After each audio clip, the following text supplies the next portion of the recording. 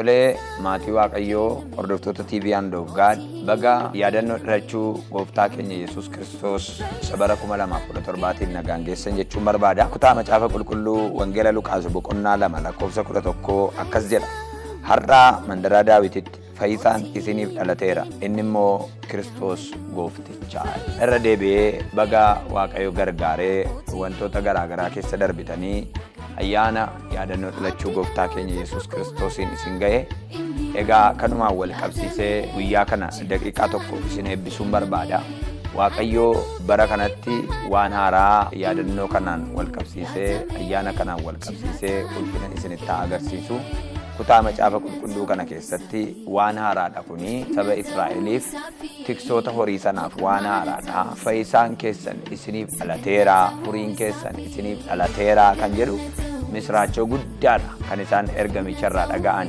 Egaa waan tokkoon isiniin jedha, barri kun bara isin misraachotti dhageessan, bara salphinni keessan ulfinatti, gaddi keessan gammachuutti, boo'ichi keessan kolfatti, bara kisaaraan keessan moo'ichatti yookaan immoo badhaadhinatti isiniif geeddaramu isiniif haa ta'u. Waaqayyo gooftaan keenya yeroo hunduma jireenya namaatiif erga dhala isaa kennee tokkicha ilma isaa amma kennutti erga nu jaallate addunyaa kanarraa wanti inni nuuf hin kennine hin jiru. Amma yeroo kanatti yaadannoo dhalachuu gooftaa keenya Yesuus Kiristoos kana keessattuu jirtanu maal kadhataa jirtu? Jireenya keessaniif Waaqayyo hojii wanti isin tibba kana yeroo kana siizinii kana bara kana kadhataa jirtanu tokko akka jiru nan yaadadha. Egaa Waaqayyo kadhata keessan dhaga'ee lola biyya keenyarra jiru tasgabbeessee raafama lafaa tasgabbeessee sochii fi wantoota nuti gurra keenyaan dhageenyu wantoota nutti hin tolle tokko tokko hambisee Waaqayyo isa isinitti dubbate, isa nutti dubbate, isa nuuf kakate, isa bara dheeraa gurra keenyaan dhageenyee qabnu sana kaasutti qabannee akka nuti gooftaa galateeffannu nu haa taasisu. Simo'oon yeroo Yesuus Kiristoos dhalatetti dhaqee hafuuraan gaggeeffamee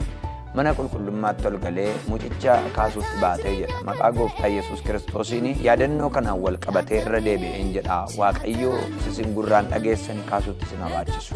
Ayyaana kanaan qabee Waaqayyo ayyaana kanaan da'atee ulfina guddaa tokko isinitti agarsiisu. Boqonnaaf aara galfii dheebottan sanatti isin agarsiisu. Addumaan garuu mootummaa isaa keessatti bara dhumaatti isa mul'atu ayyaana isaa ulfina qabeessa keessatti bara dhufaatii isaa dhaqxanii isa argattan keessatti Waaqayyo mootummaa isa bara baraan jiraatu keessa isin haa kaa'u. Barri keessan galgalli keessan dhumni keessan haa bareedu isiniin jechuun barbaada. Ayyaanni kun ayyaana gaarii isiniif haa ta'u. Ulfaadhaa eebbifama.